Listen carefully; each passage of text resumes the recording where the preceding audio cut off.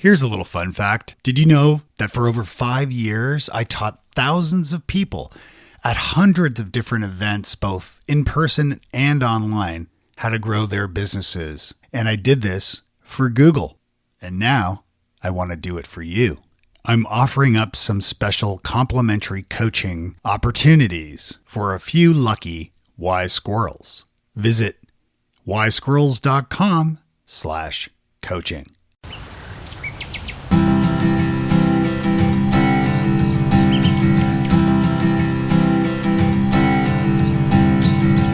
Welcome to Wise Squirrels, the podcast for late diagnosed adults with ADHD. I'm your host, Dave Delaney.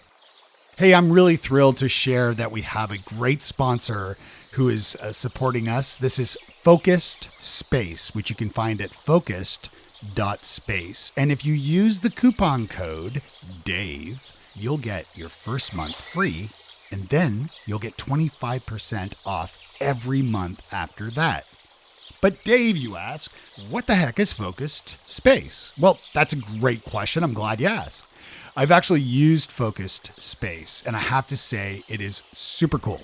So if you're not already familiar, there is something called body doubling, which basically is co-working virtually. The thing is, Focused Space does this differently. They have a really cool dashboard where you log in and you join a group whenever you want. Each morning, you can schedule it. I did a 15-minute early morning one that included a little meditation, and then I set 3 goals for the day, and I could be held accountable to those goals. So there's an app, there's a dashboard that you can log into. Trust me, give this a try today. Honestly, just sign up for it. It's a free trial. The first month is free. And then after that, if you like it, I think you're going to find it really helpful, you'll get 25% off every month after that.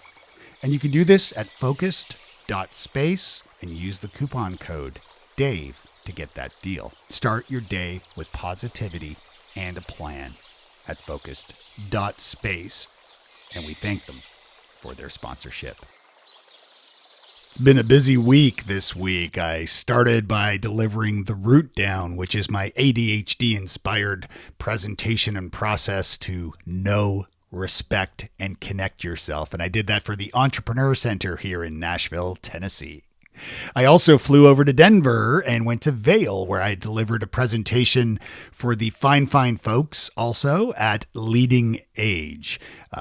Both events were incredible. The people were amazing, and I've just had a wonderful week. Today, I've got a really fantastic interview lined up for you with Dr. Alan Graham. Now, Dr. Graham is an executive and leadership coach. He's a PhD.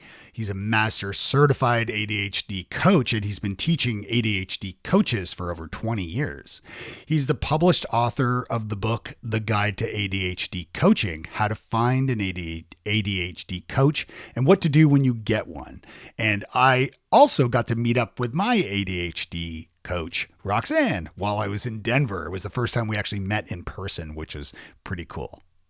This interview today is pretty interesting because Dr. Graham actually goes way back in studying and treating people with ADHD, way back to when it was called hyperkinetic reaction. And that was actually pre-ADD. And certainly pre-ADHD. So he goes way back and he shares a lot of great content. And I began our conversation by asking him about how he got started working in this space. Well, actually, it's hard to say when it really started. So back 50 years ago, I was teaching 3rd and 4th grade and always had a penchant for the kids who had a hard time focusing, even though I didn't realize that's what I was doing. Mm-hmm. I'm trained as a licensed clinical psychologist. And so I've seen kids forever. And back then it was called hyperkinetic reaction of childhood. And then in 1980, it became attention deficit disorder with or without hyperactivity. And then in 1994, it became attention deficit hyperactivity disorder, and then with the inattentive hyperactive or the combined. I have a large clinical practice. medium-sized clinical practice, and was getting a lot of people who we were diagnosing with ADHD. And I actually hired a doctoral level pastoral counselor who was the first adult that I came across who was diagnosed with ADHD. Oh, no kidding. That's great. And he actually started working for me, and I could see where all the symptoms of ADHD were showing up. And so that actually really became my niche because, people with ADHD have that kind of sparkle in their eye that I love. And so, that really was a no-brainer for me. In 1999, I learned about, actually in the middle 90s, I learned about coaching. Mm-hmm. And because I have an economics and math background, I went into executive coaching, leadership development, and then figured I probably should get trained in that. Mm-hmm. So I took a coach training program called Mentor Coach that I'm now the dean of ADHD coaching there.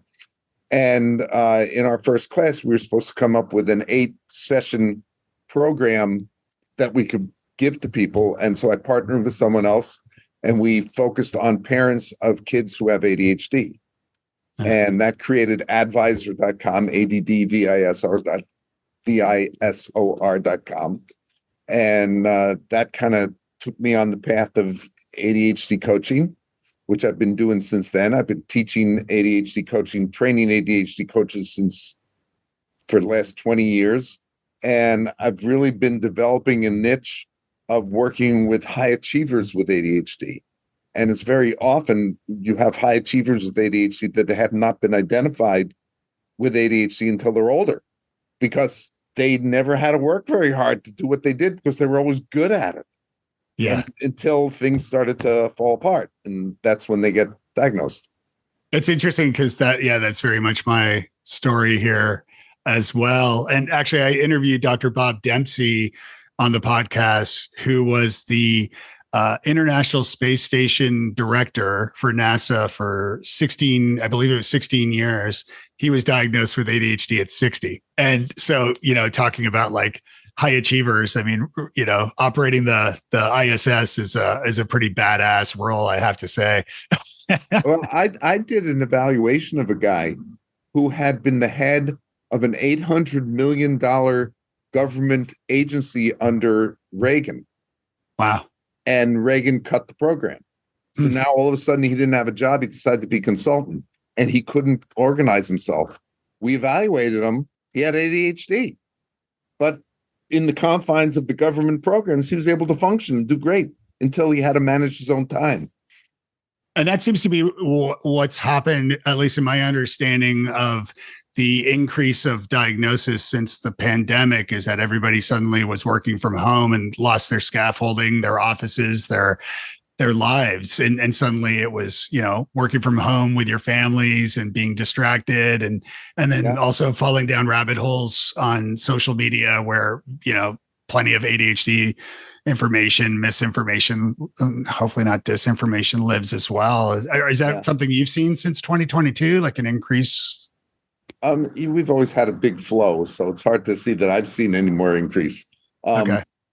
But certainly there's a whole big increase on stuff on social media, and a lot of it is either neutral or detrimental.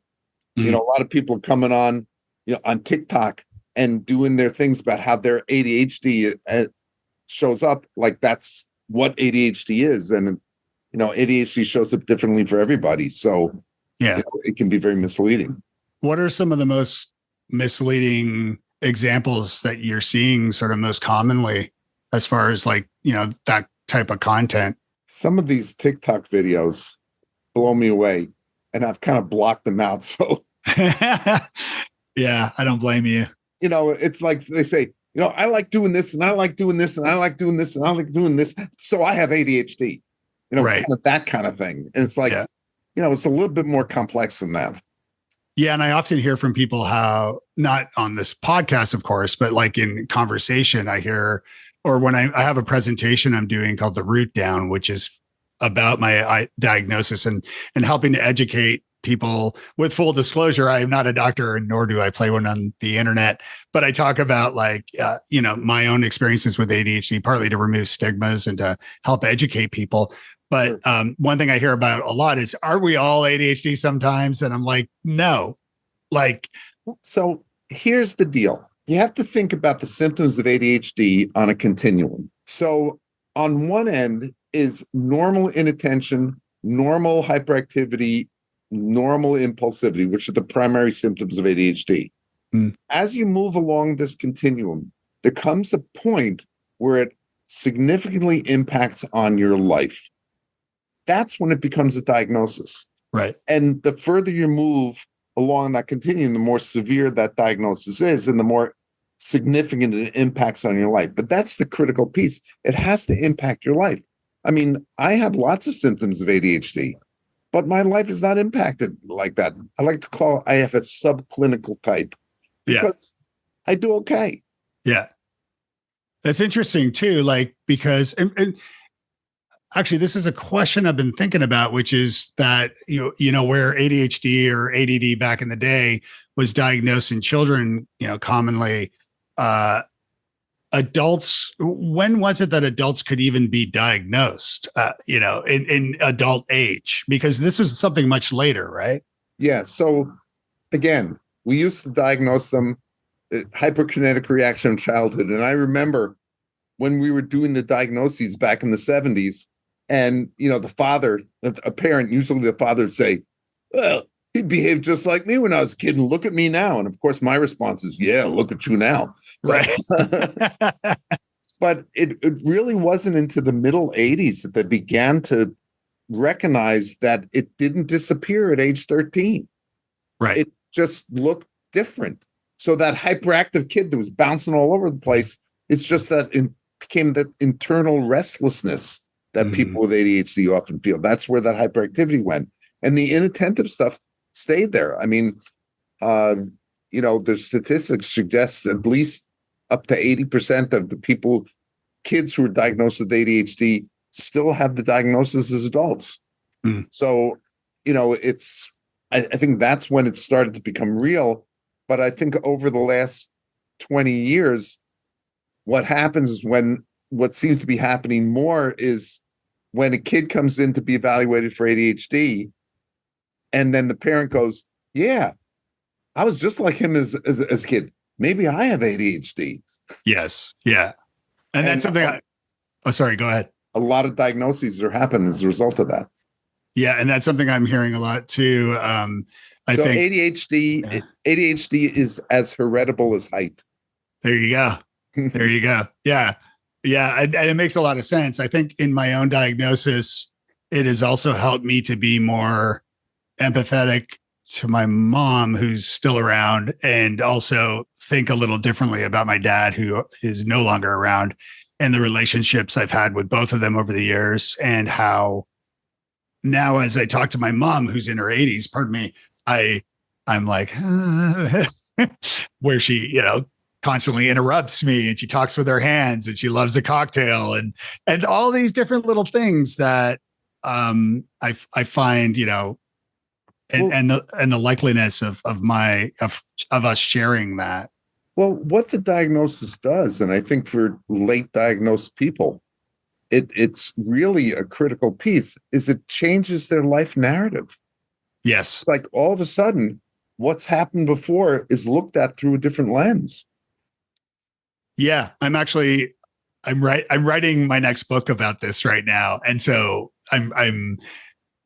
it's been incredible to look back at my life and through the lens of ADHD, and realizing why without beating myself up about it either, because I'm very careful with that, but understanding my operating system and now understanding, giving myself enough grace to realize I've run out of steam. It's okay. Or I can't use these planners because I get overwhelmed too easily. And that's not how my brain works, which is what my therapist said. Dave, your brain doesn't work that way. It's okay. Yeah, exactly. Yeah. And it's been such a wonderful revelation. And you work with a lot of high achieving adults, and who is, obviously a big part of the listenership of this show. What are some tips, generally speaking, for folks, being diagnosed later in life? Well, once they're diagnosed, they've actually cleared the first hurdle. Yeah. Because for adults who've been diagnosed later in life, they've been living with this forever and have been dealing with the shame of not being able to reach their potential, or the feeling that, there's something really wrong with them, is that there's a book by Kelly and Raimondo from, I think, the late 90s. You mean I'm not stupid, lazy, or crazy. How people, that's how adults felt. Yeah. And then they get that diagnosis, and it's like, wow. So then the next step really is to let's sort out, what about you as ADHD and what about you as you, and really to kind of figure that out. Yeah, that's a big question that comes up a lot in my mind too, because, and in my own like therapy and things, because that is something very, as I've kind of jumped in full steam ahead on learning about ADHD, is that it's that question of like, okay, well, my humor, I think a lot about my humor, and I know that's something you coach about too, is coaching with humor and playfulness and things. But like, I have a lot of background with comedy and humor and studying improv and doing stand-up last year for the first time before the diagnosis, which also explains why I did that. But looking back at my humor, I was a class clown as a kid. And obviously looking back at those report cards, which I actually still have, thanks to my mom, and reading those comments, being the class clown, it's funny because the ADHD caused me in a way to be silly and not be able to be like kind of, quieted or what have you, and being disruptive. But in doing that, I made my teachers laugh sometimes and my classmates laugh. So in a weird way, I think I partly learned about humor in my undiagnosed ADHD. Does that make any sense at all? Makes total sense. When you look at ADHD and you look at, and kind of looking at how your ADHD shows up and who you are as a person. Yeah. I think what's really interesting there is that humor is a part of who you are. And you can communicate and actually have insight with people using your humor. The challenge with ADHD is to harness that power.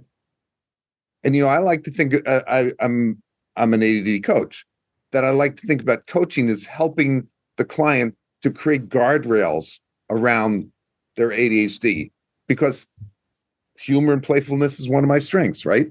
However, if I overplay it, then I'm a buffoon and I lose my credibility. So I need to keep it in check. Yeah. But it's something of who I am, and it's something of who you are. Yeah, there's a time and a place for it, probably, right? Yeah, you need to know when to use it. Yeah. Yeah. What about like as far as high achievers masking ADHD? What are some of the things that you've seen? Yeah. What are some of those common masks? Like, so what happens is they overdo. The reality is neurotypical people are consistent about 2/3 of the time. And many of these high achievers with ADHD expect themselves to be consistent 100% of the time. Nobody is. Yeah. And so it's hard for them to cut themselves some slack. It's like, I'm not perfect, and it's okay. Yeah. I've often seen people that high achievers, they do great at work, and then the rest of their life falls apart. They can't maintain relationships, that their personal care is not, they don't exercise enough, they may not get enough sleep, all that kind of stuff, because they are so focused, because they want to make sure that they're successful at work. And that creates a big burden on them. That's really stressful. And so one of the things that I help them do is to kind of create some balance. Yeah, I think with launching Wise Squirrels, launching this podcast and the website and things was really a way for me to share what I was learning with folks, and to learn myself. But at the same time, this passion has become sort of my mission, because of helping, teach people about this and help them get diagnosed if they, or at least get tested if they see or feel that they could have ADHD, because I saw that Russell Barkley had a study with undiagnosed and untreated ADHD, life expectancy can be up to 13 years less. 7 years. Really? I've seen 13 now. Okay. Yeah. But 7, 13, whatever. 7 is significantly more than cigarettes and tobacco. Yeah. Tobacco is 3 years. Yeah. And then you look at like the cost just alone, like I've written a bit about loneliness and something that's I'm weaving into my book and my talk about this, but how like loneliness is like the old Surgeon General Vivek Murthy was talking about how, loneliness can have the same adverse health effects as smoking 15 cigarettes a day. Yes. And so with ADHD and the inability or challenge in managing relationships and friendships and subsequently an RSD combined with that. I'm speaking from my own experience here, by the way. But then, you're absolutely right. I'm compounding those adverse health effects that could affect my longevity, right? My ultimate health. Exactly. What are your thoughts on managing relationships, whether it's friendships, peers, whomever? What are some strategies for that you have found work with adults? So there's a psychologist, her name is Michelle Novotny. She wrote this great book called What Does Everyone Else Know That I Don't?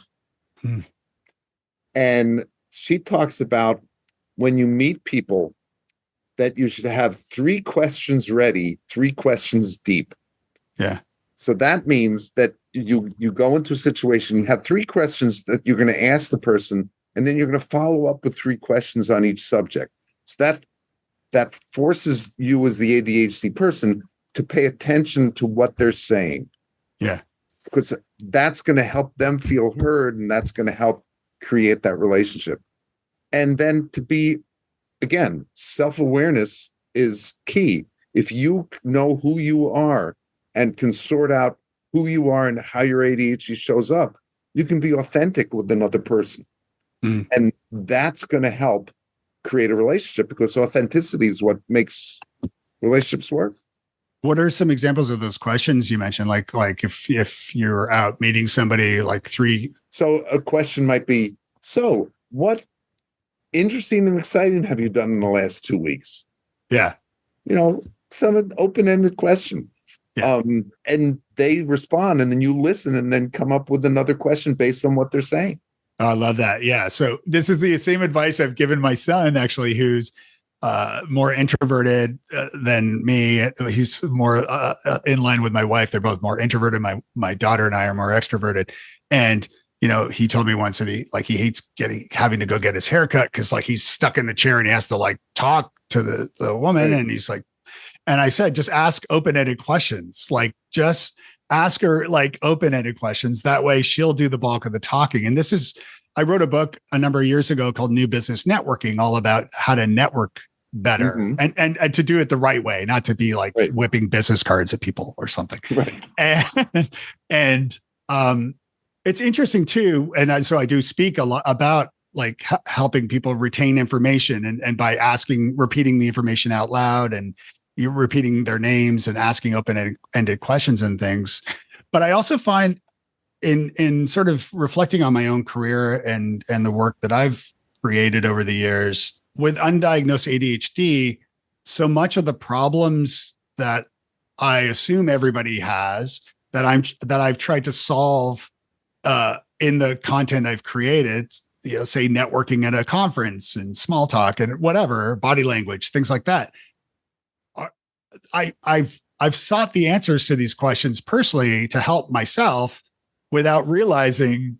So in a way, it's sort of like the high achievers. I suppose some of your clients might have this, where they have like entrepreneurs who have created products, services, businesses, maybe to solve a problem that they had because of the ADHD. Have you ever run into any of that? I think that happens all the time. I think what we do is a product of who we are. And so if there's a challenge that we experience, we're going to be looking for solutions. I think that makes a lot of sense.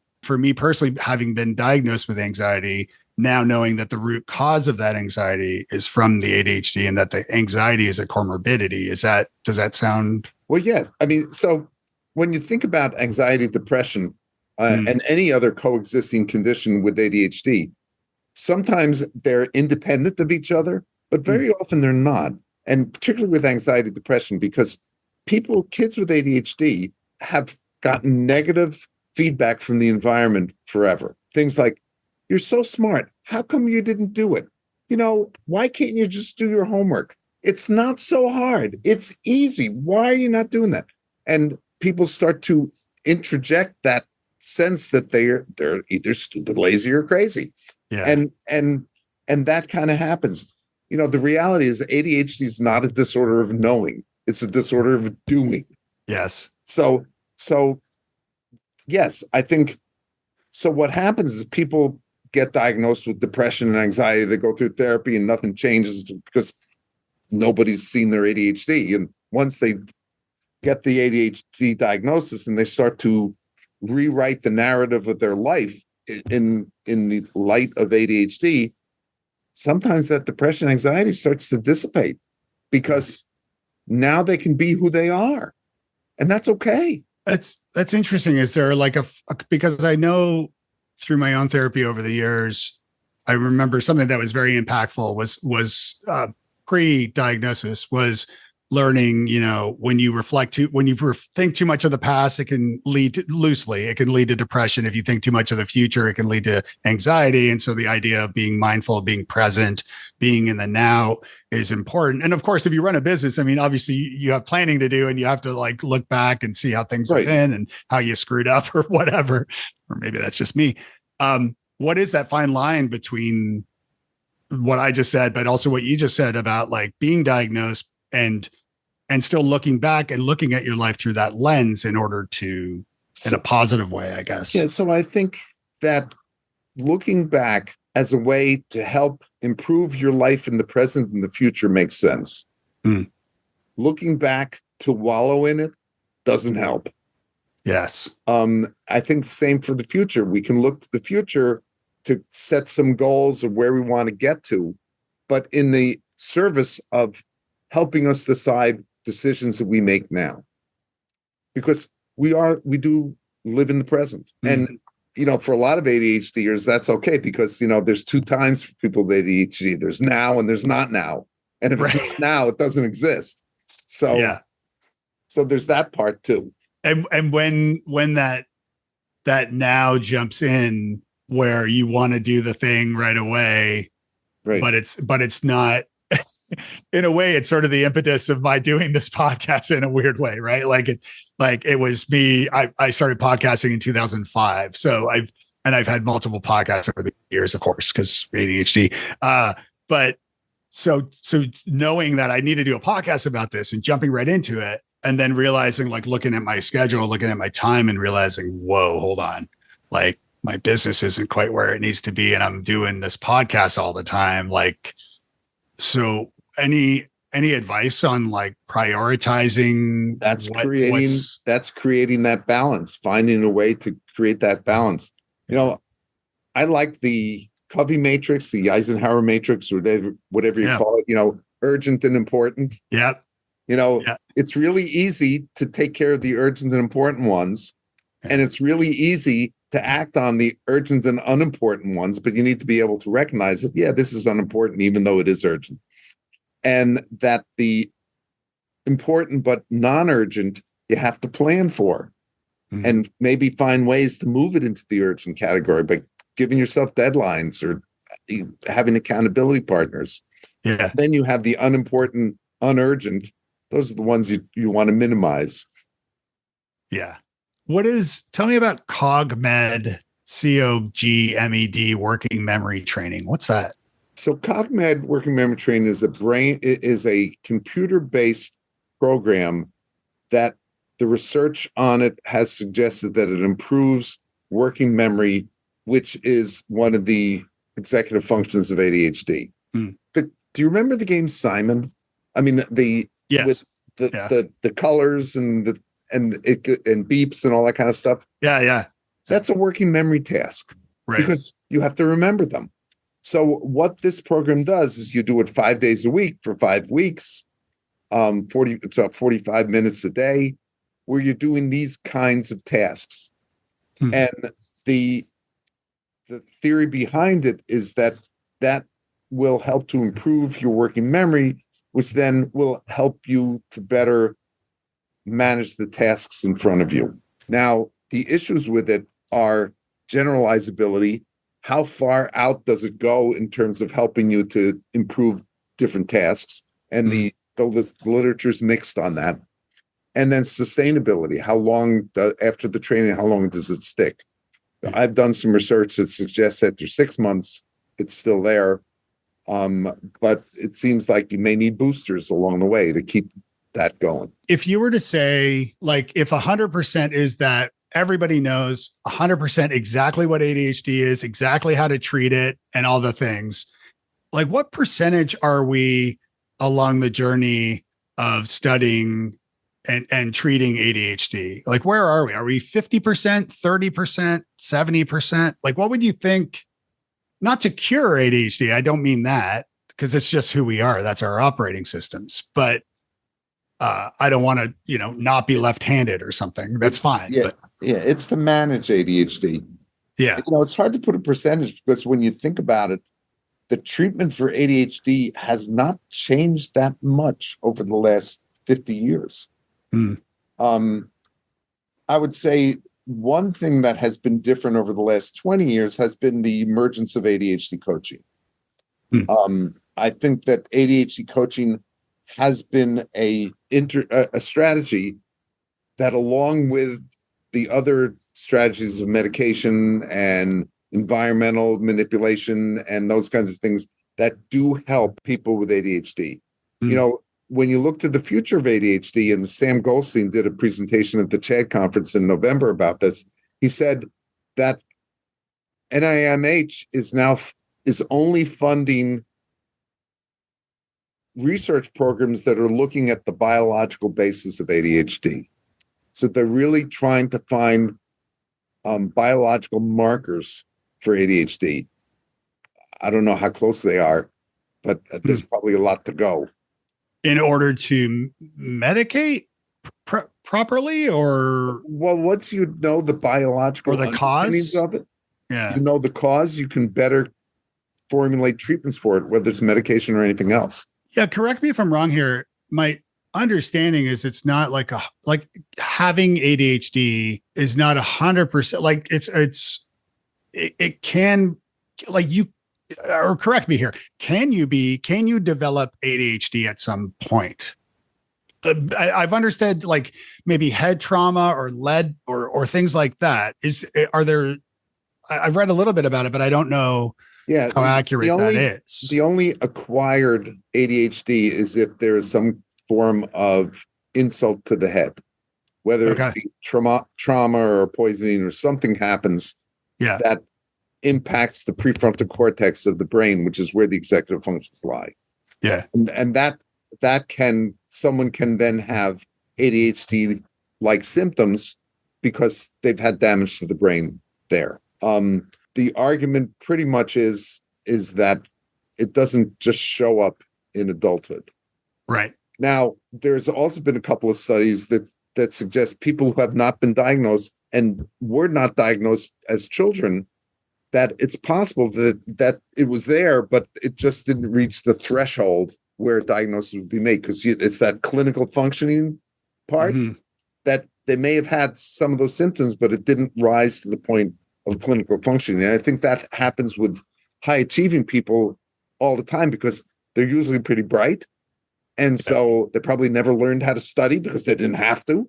They just go into the class and take the test and get 100 because they were smart. Yeah. I evaluated a guy who was a senior in college applying to graduate schools in mathematics. Now, I was a math major until I got to abstract algebra junior year of college, and I couldn't do it. I mean, that's wow. Yeah. But this guy fell apart because he never had to study. He was that smart that he never had to study. And all of a sudden, senior year came around, and he had all these theoretical mathematical classes that wasn't just intuitive, and he fell apart. It reminds me a little bit of like how like Alcoholics Anonymous, AA, or have like these, I think it's called like your low point, or like this moment of clarity where you're like bottoming out. Yeah.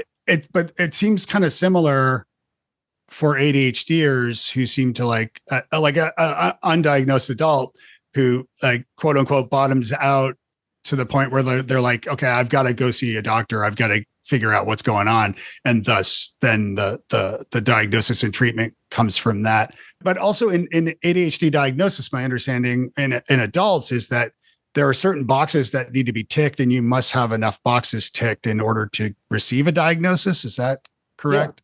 Yeah. Yes. Like it's interrupting your work life. It's interrupting your family life. So when someone comes in for an ADHD diagnosis, you have to rule stuff out. So you have to rule out any cognitive issues. So what we do is we do an intellectual assessment. And then if there's any concern there, we might do other neuropsychological tests. We will do a emotional issues, psychological issues can look like ADHD. So we'll do some screening of that to see. And with adults, you often have that. And so the real trick in diagnosis is teasing out what's what. Significant family disruption can create that. That you can find out in the diagnostic interview. And then medical issues. And so you need to make sure that the patient has been followed by a physician and there's nothing going on there. Once you've done that, it's primarily an observational diagnosis. So what you do is you give these behavior checklists to the individual and the important people around them. And that's really a survey of the symptoms they experience. It's a little bit more complex than that, but that's essentially what it is. And so the cutoff point is there's a point on the scale where it becomes clinically significant. And if the individual sees that and the people around them see that, then a diagnosis is made. And does it fit into, is this where the DSM-5 comes in? Because my understanding with the DSM-5 is that there are certain things like one, for example, is misophonia, right? Where like that could be, and that's like the sensitivity to sounds and things, but like misophonia could be a comorbidity of ADHD. However, because it's not part of the DSM-5, it's not, and I don't know enough. Like I know the Jackson 5, but tell me but as far as the DSM-5, we all know Michael Jackson and Janet, right? What about the others? What about Tito? Like, that there are lots of symptoms that are not the primary symptoms of ADHD, but they often accompany ADHD. Right. The one symptom that should be there and isn't as much as it should be is emotional dysregulation.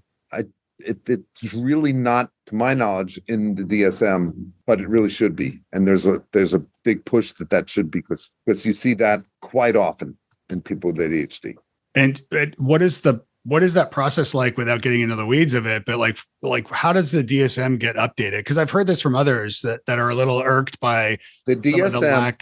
DSM is a political document, which means the American Psychiatric Association brings together people who they feel are experts in the area, and then they get together and they come up with a consensus document on the different diagnoses. And some of it is research based, some of it is who is the most powerful person in the room, and so there's a lot of politics to it. Can the people on these boards be voted out by? I'm not sure how exactly that works. It's like I'm not privy to the inner workings of it. It's like the Supreme Court or something, but let's not go there.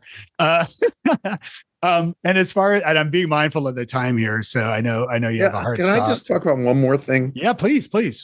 So when I work with people with ADHD, because they've had such experience where they've had so much negative feedback over time, I really work from a strengths-based approach.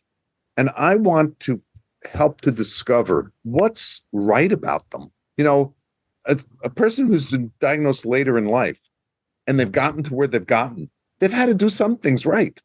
Yeah. they've had to be doing some good things. And so when I get a coaching client and someone comes in, I'm going to give them a strengths-based assessment. There's an assessment I use called the Mind Scan, which I really like, created by this guy, Robert Hartman, who actually came out of Nazi Germany before it happened. Yeah. And because he saw the writing on the wall. And then he's actually a philosopher. He got his PhD in philosophy from Northwestern, so he and I are alumni. But he created this profile that really looks at a person's thinking styles, how they relate to others, and how they relate to actions. And it really gives a profile that you can really start from to help identify and build on the strengths of the individual, because that's where the action is. If you can build on your client's strengths and help them apply those to where the challenges are, that's creating those guardrails around them to help them be successful and feel better about themselves. And you literally wrote the book, The Guide to ADHD Coaching. I did.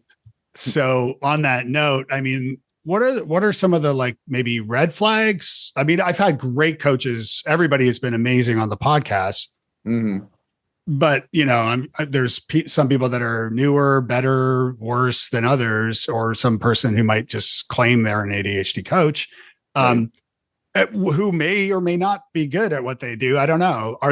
What are your thoughts in the process of finding yourself a good ADHD coach, besides calling you, of course, because, that's what I would highly recommend in this situation. And we'll include links as well. So there's an organization called the Professional Association of ADHD Coaches. And I've been an assessor. I was on the board for it. So, I'm biased towards it. That organization is working hard to be able to identify what good ADHD coaching is, and then to certify people who have that. If I was looking for an ADHD coach, I would want to make sure that they have had coach training experience and they have an understanding of what ADHD is all about, a deep understanding, because you really need to appreciate the experience of someone who's had ADHD. You can't just know what the symptoms are, because everybody's symptoms come out differently. And you have to understand the experience of living with that, their life.